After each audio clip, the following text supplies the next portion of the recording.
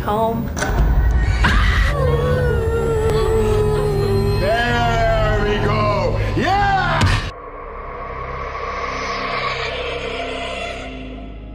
शुरुआत में हम देखते हैं कि एक आदमी जिसका नाम प्रोफेसर जोसेफ हाइटर था, वो अपनी सिल्वर मर्सिडीज में बैठकर एक फोटोग्राफ देख रहा था जिसमें कि 3 रोटवीलर डॉग्स एक सीधी लाइन में एक के पीछे एक खड़े थे।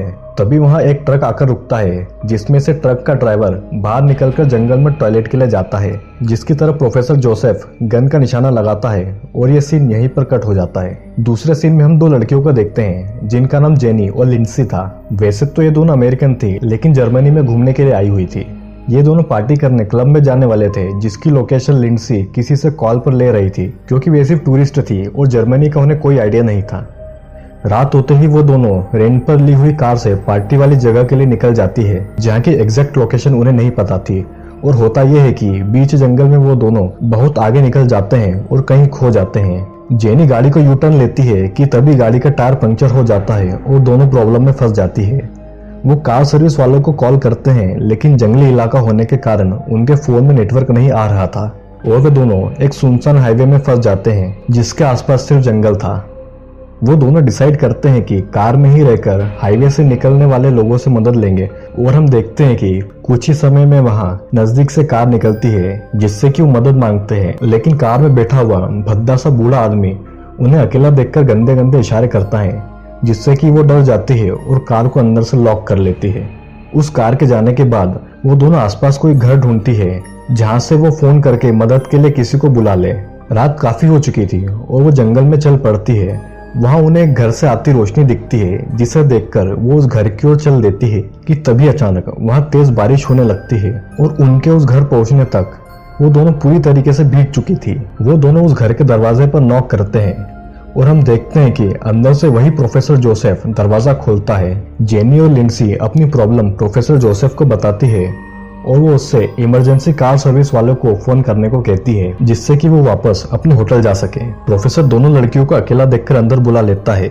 जेनी और लिंडसी प्रोफेसर के घर को गौर से देखते हैं और वो नोटिस करते हैं कि दीवारों पर अजीब अजीब तरीके की पेंटिंग्स लटकी थी जो कि काफी डिस्टर्बिंग थी। प्रोफेसर उनसे पूछता है कि क्या वे टूरिस्ट है और वे उन्हें बताती है कि दोनों न्यूयॉर्क से हैं और यूरोप घूमने आई है। वो प्रोफेसर को कार सर्विस वालों को फोन करने को कहती है जिससे कि वो अनसुना करके उनसे एक सवाल करता है कि क्या दोनों रिलेटिव्स हैं, पर वो ना कहकर बताती है कि वो रिलेटिव्स तो नहीं है लेकिन दोनों फ्रेंड जरूर है। प्रोफेसर अचानक अपनी जगह से उठता है और किचन में पानी लेने जाता है और जब वो अंदर किचन में होता है तो वहीं से एक फेक कॉल करता है जिससे बाहर बैठी जेनी और लिंडसी को लगता है कि वो इमरजेंसी कार सर्विस वालों को कॉल कर रहा है। प्रोफेसर दोनों के पानी में रोहेपनॉल नाम का एक ड्रग मिला देता है जो कि लिंडसी पूरा पी जाती है, लेकिन जेनी से पानी का गिलास गिर जाता है जिस पर प्रोफेसर गुस्सा होकर दोनों के साथ जानवरों जैसा बर्ताव करता है। प्रोफेसर गिरा हुआ पानी साफ करने के लिए टॉवेल लाने का बोलकर नीचे बेसमेंट में बनी अपनी लेबोरेटरी में जाता है और एक इंजेक्शन लेकर आता है।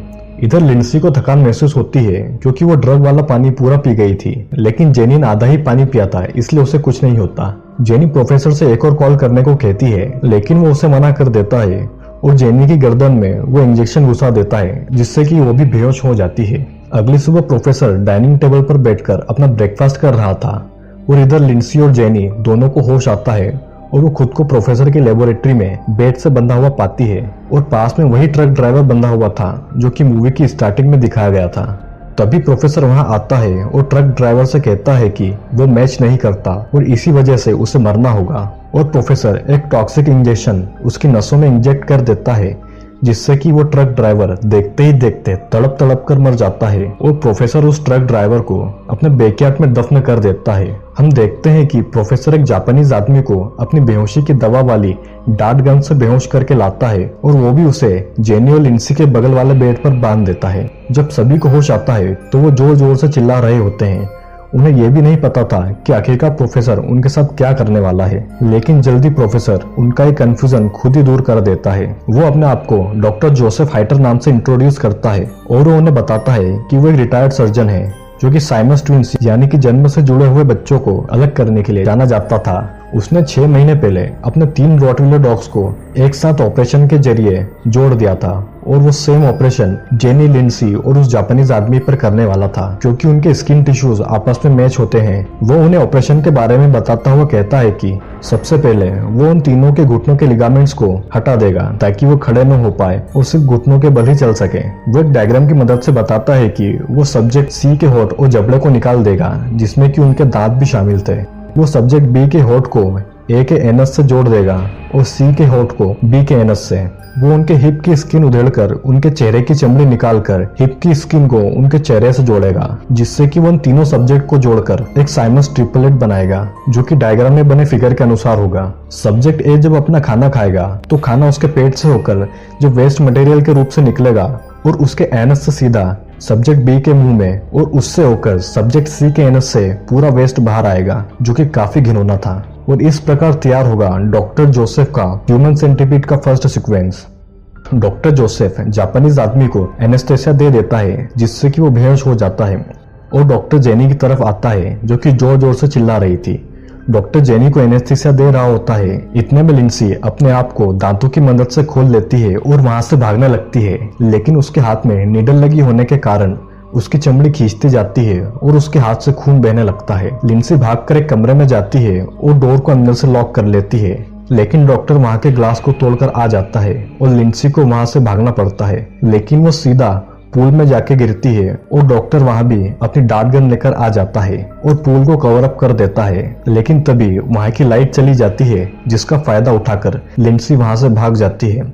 वो सीधा डॉक्टर जोसेफ की लेबोरेटरी में जाती है और जेनी को खोलती है जो कि एनेस्थेसिया की वजह से बेहोश पड़ी थी, और वो उसे घसीटते हुए बाहर ले आती है, लेकिन पीछे से डॉक्टर जोसेफ उसे डांट मारकर बेहोश कर देता है और उन दोनों को वापस अपनी लैब में ले आता है जहां वो उनका ऑपरेशन करने वाला था। ऑपरेशन की शुरुआत में वो उनके घुटनों के लिगामेंट्स निकालता है और उनके दांत भी। फिर वो सभी की बॉडीज पर मार्कर से मार्क करता है और वो उनके चेहरे और उनके हिप्स की चमड़ी को निकाल देता है। डॉक्टर जोसेफ का ऑपरेशन कई घंटों तक चलता है और सीन यही कट हो जाता है। और कुछ दिनों के बाद हम देखते हैं कि डॉक्टर जोसेफ ड्रिंक कर रहा था और सामने उसका बनाया हुआ ह्यूमन सेंटीपीड जमीन पर पड़ा हुआ था। उन तीनों के घाव अभी तक ठीक से भरे भी नहीं थे और वो उन्हें जबरदस्ती खड़ा करता है। हम देखते हैं कि जापानीज आदमी सबसे आगे था, यानी कि वो लीड था। लिंडसी बीच में थी और जेनी सबसे आखिरी में थी, यानी कि वो सेंटीपीड की टेल थी। डॉक्टर जोसेफ उन्हें घुटनों के बल खड़ा करके उनकी फोटो ले रहा था, जिससे कि उन्हें काफी दर्द महसूस हो रहा था। वो सभी को आईने में अपनी परछाई दिखाता है और अपनी इस हालत को देखकर तीनों सिर्फ रोए जा रहे थे। डॉक्टर जोसेफ उन्हें पिंजरे में बंद रखता था और पालतू जानवर जैसा बर्ताव करता था। ऐसा कई दिनों तक चलता रहा। वो उस जापानीज आदमी को खाना भी कुत्ते की तरह ही देता था। जब उस जापानीज आदमी ने इस चीज का विरोध किया तो डॉक्टर जोसेफ उसका जबड़ा तोड़ देता है और सीन यही कट हो जाता है। अगले सीन में हम देखते हैं कि डॉक्टर जोसेफ उनके साथ जानवरों जैसा व्यवहार कर रहा है कि तभी जापानीज आदमी को टॉयलेट जाना पड़ता है और उसका सारा वेस्ट यानी कि मल सीधा लिंडसी के मुंह में जाता है और लिंडसी को न चाहकर भी जापानीज आदमी का वेस्ट निकलना पड़ता है, जो कि काफी घिनौना था। एक दिन जब डॉक्टर तीनों की बॉडी का मेडिकल चेकअप करता है तो उसे पता चलता है कि जापानीज आदमी तो ठीक है, लेकिन लिंडसी को कॉन्स्टिपेशन है। जापानीज आदमी का वेस्ट वो डाइजेस्ट नहीं कर पा रही थी और जेनी तक कोई भी एनर्जी का सोर्स नहीं पहुंच रहा था। वो काफी दिनों से भूखी थी और उसकी बॉडी कमजोर हो रही थी, जिसके कारण उसके स्कार्स भी नहीं भर पा रहे थे और ऐसा लग रहा था मानो वो मरने वाली है। डॉक्टर जोसेफ उसे रिप्लेस करने का सोच रहा था कि तभी ऊपर दरवाजे की बेल बजती है और दरवाजे पर डिटेक्टिव क्रांस और पुलिस ऑफिसर वॉलर थे। वो लिंडसी और जेनी को ढूंढने आए थे जो कि कुछ दिनों से गायब थी और उनकी कार डॉक्टर के घर से कुछ ही दूरी पर मिली थी। डॉक्टर जोसेफ कहता है कि वो अपनी रिसर्च में इतना बिजी रहता है कि बाहर कम ही निकलता है और उसे उन दोनों लड़कियों के बारे में कुछ भी नहीं पता। वो पुलिस ऑफिसर को कुछ पीने के लिए पूछता है, जिस पर पुलिस ऑफिसर उसे कॉफी मांगते हैं, लेकिन डॉक्टर कहता है कि उन्हें यहाँ पर सिर्फ पानी मिलेगा, जिससे कि पुलिस ऑफिसर को उस पर और शक होने लगता है। डॉक्टर जोसेफ किचन से पानी लाता है जिसमें कि वो ड्रग मिलाकर लाया था और पुलिस ऑफिसर डॉक्टर से कहते हैं कि लोगों ने उसके घर से किसी अमेरिकन लड़की की चीखें सुनी है और कई लोगों ने डॉक्टर जोसेफ की मर्सिडीज उस ट्रक के पास देखी थी, जिस ट्रक का ड्राइवर भी कई दिनों से गायब था। डॉक्टर जोसेफ पुलिस वालों पर जोर से चिल्लाता है और उन्हें पानी पीने को कहता है, जिस पर डिटेक्टिव क्रांस पानी का ग्लास फेंक देता है।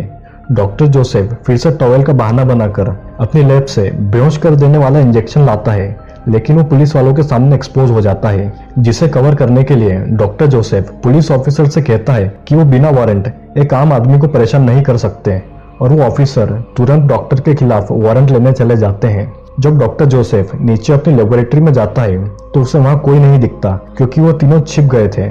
और डॉक्टर जोसेफ के अंदर आते ही वो उसके पैर में सर्जिकल नाइफ घुसा देते हैं, जिससे डॉक्टर जमीन पर गिर जाता है और जापानीज आदमी डॉक्टर के गले पर जोर से काटता है, जिससे कि उस जगह का मांस बाहर आ जाता है। और तीनों वहां से भागकर ऊपर जाने की कोशिश करते हैं, लेकिन कमजोरी के कारण वो सीढ़ियों से ऊपर नहीं चढ़ पा रहे थे और सर्जरी वाली जगह से उनका खून बहकर सीढ़ियों पर गिरने लगता है। वो जैसे तैसे ऊपर चढ़ते हैं, लेकिन डॉक्टर जोसेफ उनके पीछे आ जाता है और सीढ़ियों पर पड़ा खून चाटने लगता है। जापानीज आदमी वहां से भागने के लिए डोर का ग्लास तोड़ देता है कि तभी घायल डॉक्टर वहां भी आ जाता है और जापानीज मैन कांच के टुकड़े से अपना गला काट लेता है, जिससे कि उसकी मौत हो जाती है। डिटेक्टिव क्रांस और ऑफिसर वॉलर वहां आ जाते हैं और उन्हें वहां कोई नहीं दिखता। डिटेक्टिव नीचे लेबोरेटरी में जाता है और वहां भी उसे कोई नहीं मिलता। इधर पुलिस ऑफिसर को नशा होने लगता है, क्योंकि उसने थोड़ा सा पानी पी लिया था। डिटेक्टिव क्रांस के ढूंढने पर उसे जापानीज आदमी और बाकी के 2 लोग भी मिल जाते हैं, लेकिन बहुत ही बुरी हालत में। और जब डिटेक्टिव क्रांस डॉक्टर जोसेफ को पकड़ने जाता है तो वो देखता है कि डॉक्टर जोसेफ पूल के पास बैठा है और ऑफिसर मारा जा चुका है। डॉक्टर जोसेफ ऑफिसर की बंदूक से क्रांस पर गोलियां चला देता है, जिसके डिफेंस में वो डॉक्टर जोसेफ के सिर में गोली मार देता है और इस प्रकार दोनों मारे जाते हैं। और अंदर रह जाता है तो बस डॉक्टर जोसेफ का बनाया हुआ ह्यूमन सेंटिपीड, और मूवी यहीं खत्म हो जाती है।